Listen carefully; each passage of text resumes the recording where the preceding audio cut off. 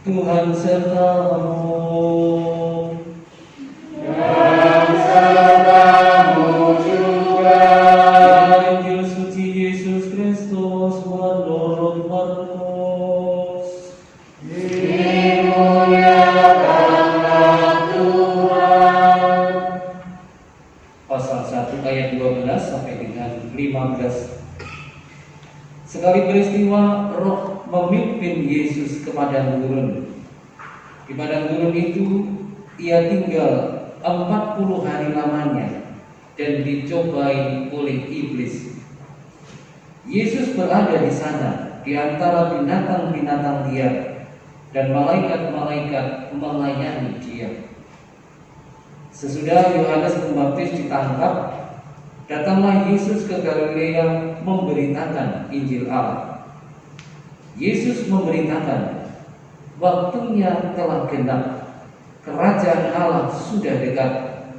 Bertobatlah dan percayalah kepada Injil.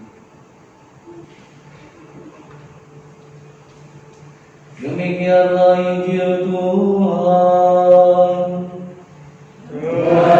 Terpujilah Kristus.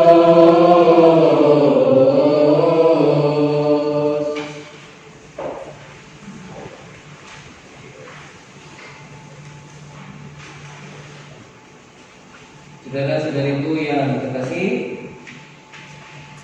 hari ini seyogyanya dibacakan surat gembala dari Bapak Uskup Keuskupan Malang kepada kita. Saya tidak akan membacakan secara lurus apa yang disampaikan oleh Bapak Uskup, tapi saya coba meringkasnya.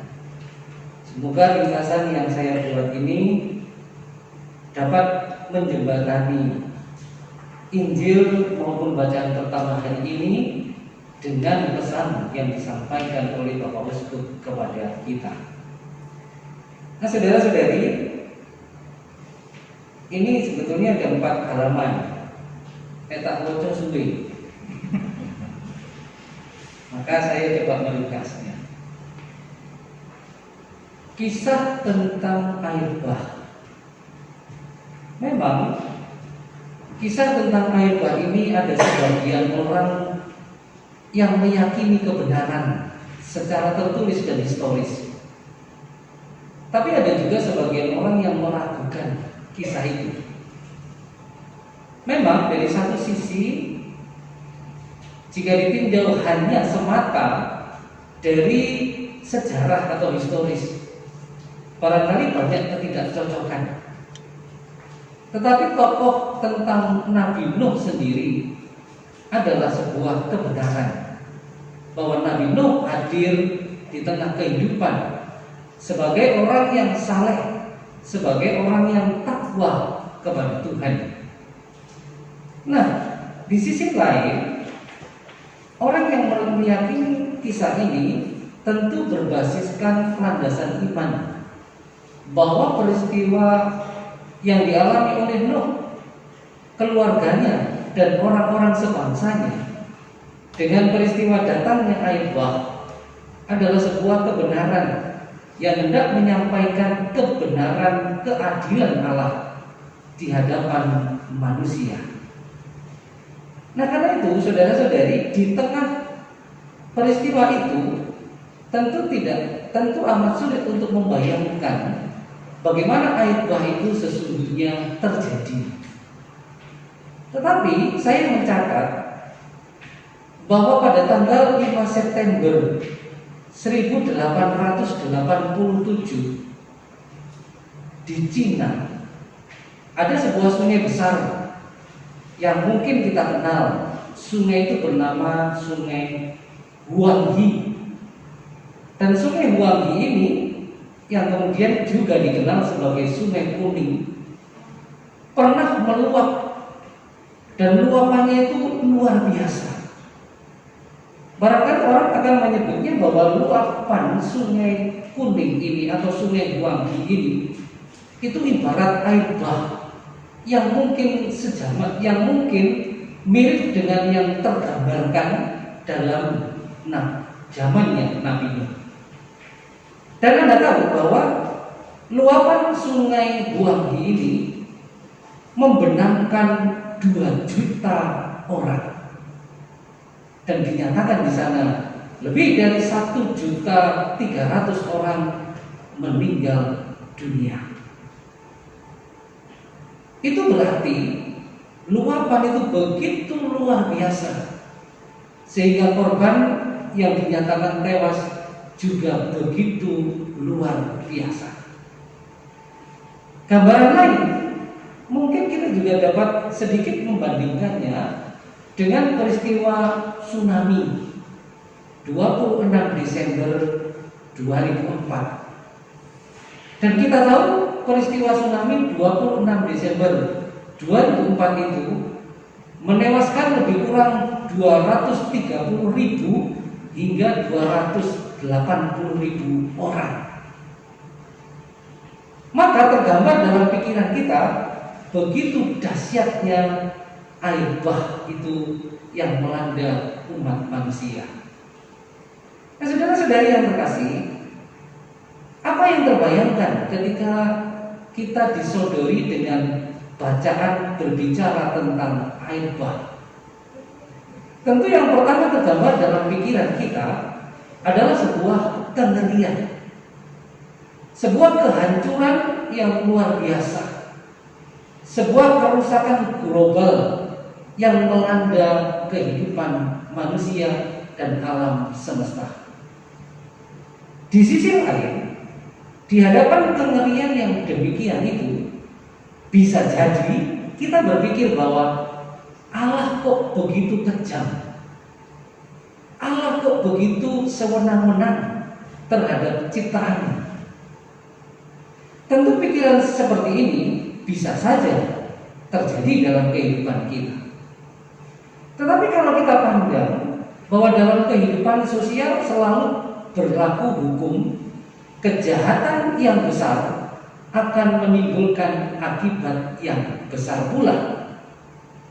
Ketika kita berpikir tentang hal itu, maka kerusakan bumi yang dahsyat, kejahatan manusia yang luar biasa terhadap alam semesta dan terhadap sesamanya, yang kemudian melahirkan sebuah bencana yang besar, tentu bukanlah tindakan kesewenang-wenangan Allah, tetapi manusia menuai sendiri dari apa yang dilakukannya dalam kehidupan. Maka saudara-saudari yang terkasih, ketika berbicara tentang kisah Nabi Nuh dengan air bahnya itu, kita disadarkan pada 2 hal. Yang pertama, ada proses keadilan Allah yang dihadapkan pada kenyataan kedosaan manusia. Ada kerahiman Allah yang besar berhadapan dengan keserakahan dan kejahatan kehidupan manusia. Ada perbuatan kehancuran, tapi ada juga kelestarian yang dijanjikan. Ada perbuatan barangkali peleburan, tapi ada tawaran kasih yang disampaikan di dalamnya. Nah, bertitik tolak dari tawaran kasih itu dan kerahiman Allah, kita dapat berbicara tentang pesan Allah yang disampaikan dalam peristiwa alam itu. Tentu peristiwa alam yang terjadi tidak semena-mena terjadi begitu saja. Kerap kali diawali dengan peringatan-peringatan yang disampaikan. Sebagai contoh, kembali kepada peristiwa air bah, Allah menyuruh Nabi Nuh untuk memperingatkan sesamanya. Allah mengajak Nabi Nuh untuk menyatakan bahwa keserakahan dan kedosaan manusia yang begitu gelap itu akan menyebabkan kesengsaraan. Dan itu adalah peringatan yang disampaikan. Tapi orang tidak mengindahkannya. Demikian pula di zaman kita sekarang. Apakah peristiwa alam seperti yang demikian terjadi itu juga mau menyampaikan pesan Allah? hanya kejelian hati nurani yang dapat menangkap pesan ini. Maka saudara-saudari yang terkasih, apa yang patut kita pikirkan? Pertama adalah kita diundang untuk berpikir tentang pembaharuan diri. Bahwa peristiwa alam yang terjadi tentu mengajak kita berpikir untuk pembaharuan diri. Pembaharuan terhadap diri terhadap apa? Terhadap pola pikir dan pola tindak kita selama ini. Apakah kemudian virus corona yang terjadi sampai pada hari ini, dan barangkali kita tidak tahu sampai kapan, berkaitan juga dengan kehidupan, cara berpikir kita dan cara tindak kita? Bisa jadi iya. Apakah kemudian dengan hadirnya virus corona, hadirnya banjir, bencana alam yang lain, kemudian serta-merta ada upaya dari manusia untuk melakukan pembaharuan diri? Kita tahu manusia itu dablek, manusia itu bertik, manusia itu kerap kali sudah dengan peristiwa itu masih juga belum sanggup untuk melakukan pembaharuan diri. Sebagai contoh, hadirnya banjir di mana-mana yang luar biasa itu, apakah perambahan hutan berhenti? Tidak, jalan terus. Apakah dengan hadirnya bencana alam yang lain, lalu kemudian orang berhenti untuk berbuat keserakahan? Tidak. Apakah kemudian berbagai macam penyakit yang terjadi membuat manusia sadar? Ternyata juga tidak. Maka dari itu, apa sih yang dituntut dari kehidupan kita?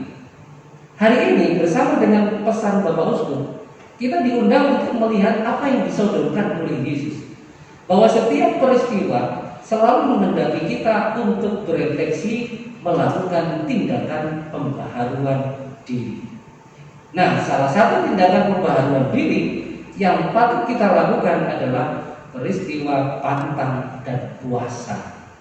Pantang, puasa, dan mati raga adalah sebuah upaya untuk melakukan pembaharuan diri. Tetapi, apakah puasa akan tinggal puasa atau pantang akan tinggal pantang sebagai ritus tahunan yang kita jalankan? Ataukah betul bahwa pantang dan puasa itu betul mengubah pikiran dan tindakan kita? Mari kita cek bersama. Apakah ada yang berpantang HP?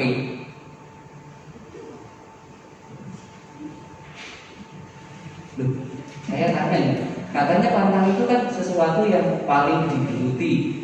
Nah, saya sebut saja, sekarang ini hampir semua kita kabel habis itu mesti menggeluti HP. Ada yang pantang HP? Seminggu sekali saja pada hari Jumat. Ada?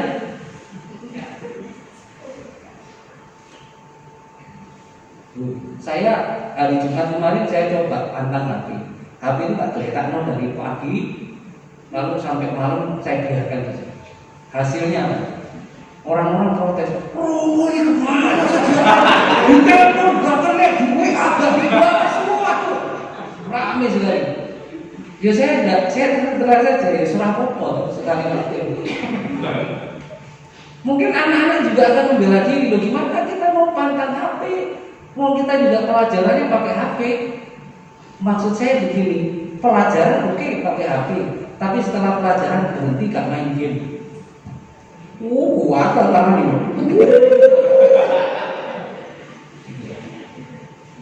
Tapi lebih dari itu begini, pantang itu bukan semata-mata kita melakukan, oh aku berhenti melakukan ini. Setelah itu kita merasa puas. Oh, hari ini aku bisa pantang rokok, pantang garam, pantang HP dan sebagainya. Lebih dari itu, saudara-saudara. Sebab apa? Maka saya mengusulkan begini, kalau kita mau melakukan pantang, dalam pikiran dan hati kita mesti ada niat. Niat itu berkaitan dengan pembaharuan diri. Apa yang buruk yang selama ini ada pada saya, itu yang hendak saya kekang. Misalnya begini, seringkali tukang bohong gitu ya. Tukang bohong itu raja pembohong. Lalu kita pantang. Niat dalam hati dan pikiran itu apa? Pantang ini mempersembahkan untuk mengurangi bahkan mengekang kebohongan. Lalu kita melakukan pantang. Maka ketika kita menyelesaikan hal itu dengan baik, kita mampu berpantang, ada satu tindakan baik yang ada dalam pikiran dan hati. Sehari ini aku tidak berbohong. Nah kalau itu terus dilakukan, maka akan menjadi sebuah habitus, sebuah kebiasaan yang pada akhirnya akan mengubah atau melakukan pembaharuan diri. Maka silakan Anda bisa mencoba. Ketika Anda akan berpantang, Anda pikirkan satu hal yang hendak Anda rubah dalam hidup Anda. Pesan terakhir yang disampaikan oleh Bapak Uskup kepada kita berkaitan dengan tema APP, Aksi Puasa Pembangunan. Anda tahu apa tema APB tahun ini? Danang? Dorong. Siapa yang tahu tema APP Aksi Puasa Pembangunan tahun ini? Tak jawab diri. Boleh ini Pak, ketemu. Tema APP tahun ini adalah semakin beriman, semakin solider. Nah, apa yang dimaksudkan semakin beriman, semakin solider? Itu berarti bahwa puasa dan pantang maniraga kita terarah tidak hanya kepada diri sendiri, tapi juga terarah kepada sesama. Maka saya mengucapkan terima kasih banyak kepada Bapak dan Ibu yang mungkin punya toko, punya perusahaan atau apa, yang membuat akhirnya umat kita yang mungkin tidak memiliki pekerjaan, yang sempat di PHK, yang usahanya gagal, lalu Anda tampung untuk bekerja di toko atau perusahaan Anda. Itu baik. Saya mengucapkan terima kasih juga ketika Anda juga bisa melakukan misalnya memberikan sumbangan dalam bentuk sembako atau macamnya untuk menolong mereka yang terkena banjir misalnya. Itu baik. Itu juga baik. Saya juga mengucapkan terima kasih bahwa Anda juga bisa mengikuti kegiatan lain, ada kredit union dan sebagainya, ada koperasi, ada apa yang menolong memberikan simpan pinjam untuk meningkatkan kualitas ekonomi keluarga. Saya mengucapkan terima kasih atas itu semua. Tapi lebih dari itu, tidak hanya melakukan tindakan jasmani itu. Sekali lagi, Yesus menekankan kepada kita, bertobatlah, kerajaan Allah sudah dekat. Itulah tujuan tertinggi dari pantang dan puasa, mati raga dan karya amal kita, yaitu mengajak kita meyakini bahwa setiap kita perlu melakukan tindakan pertobatan.